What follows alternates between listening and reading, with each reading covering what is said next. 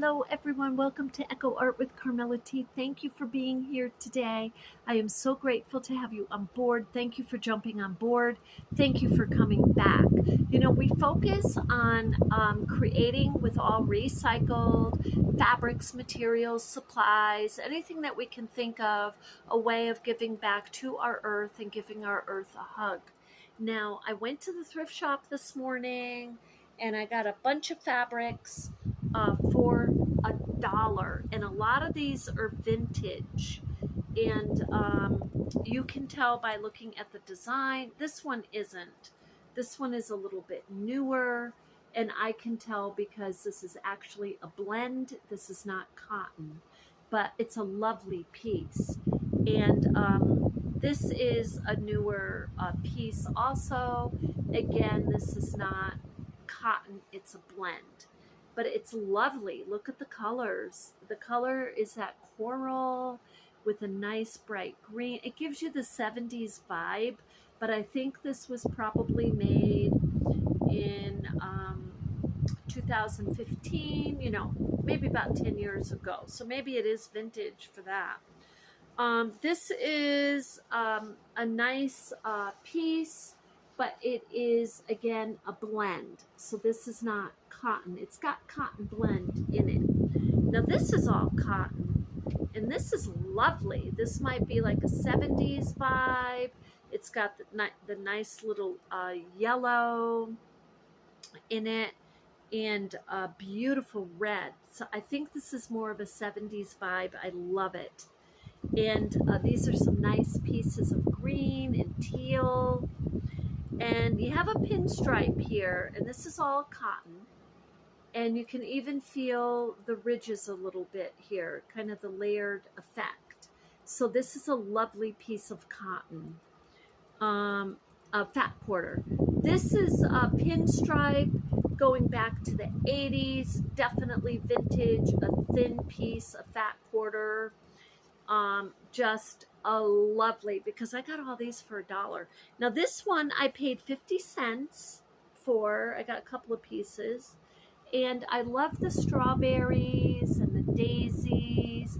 It's just so cheerful. And when I saw all these fabrics, all of those for $1, and this one, I automatically saw another table runner, Kawandi method inspired, and a Boro inspired table runner. So we're going to be doing those this week.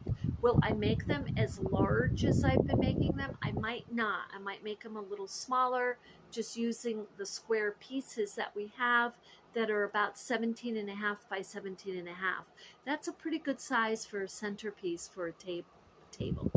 So now with that, I've been stitching. Now I did lose some time yesterday because I lost my glasses after I came back from my health walk, and then I had to go back out. I dropped about 10 videos over on the other channel because I just brought people along with me searching for glasses. Reading glasses were like $36. They're very expensive. So I ended up finding these for $14.99. So I was happy with that. But I cannot do a thing without my reading glasses. So I did lose several hours yesterday. But with that said, I am working on this, and I'm going to bring you along with me for a few minutes because I thought this whole thing might be done today, Saturday, but I definitely have another afternoon. I could probably put another 3 days easily on this piece, but I think we have another couple of days. So by like tomorrow, Sunday afternoon, I'll be much farther along. So this piece, I've been doing just the typical horizontal and vertical running stitches, and I just, with different color threads. So and I'm putting in this beautiful cotton black thread. Oh, that just came off the out of the eye.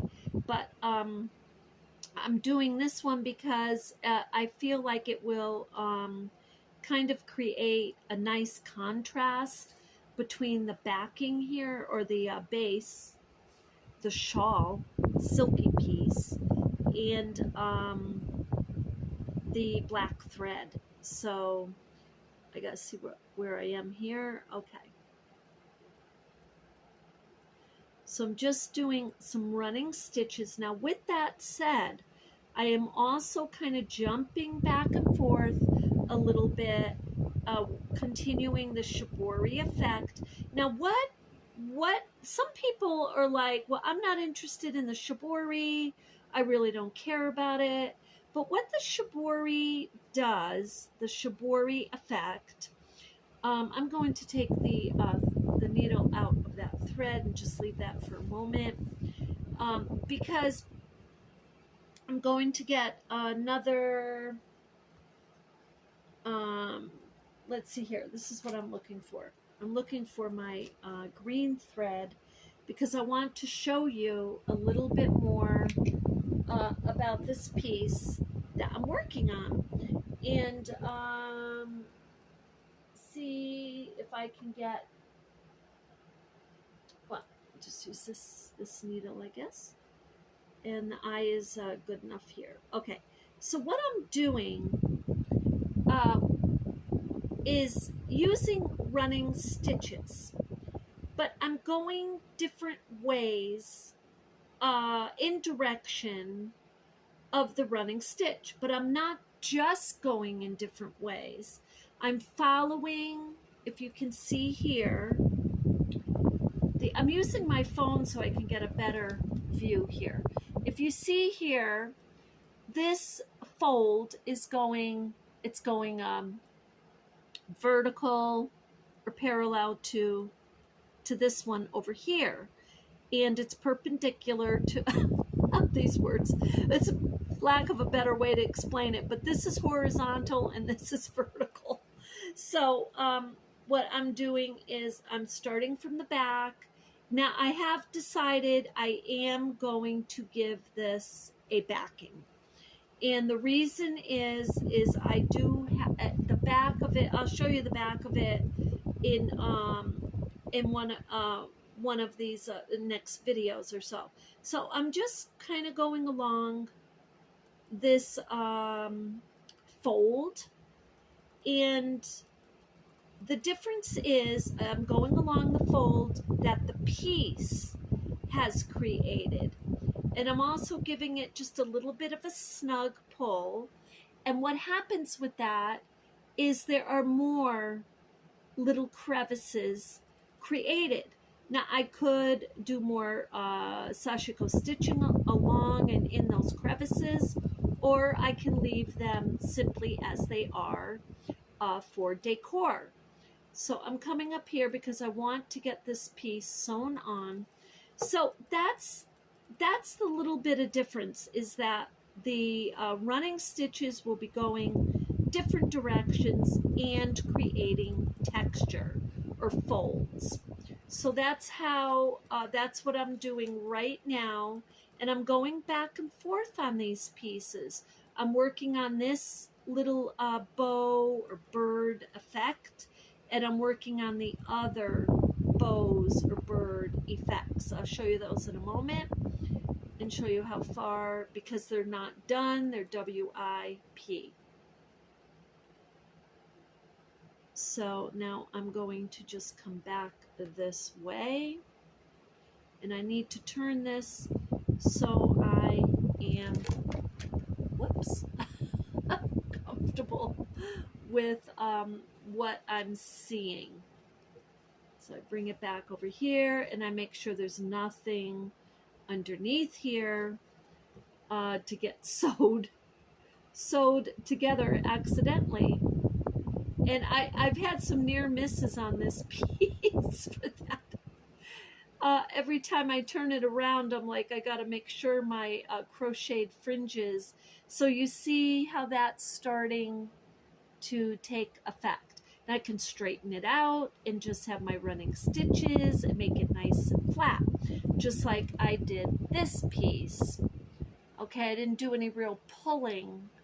The puckering is a very natural, especially when you're using your silky.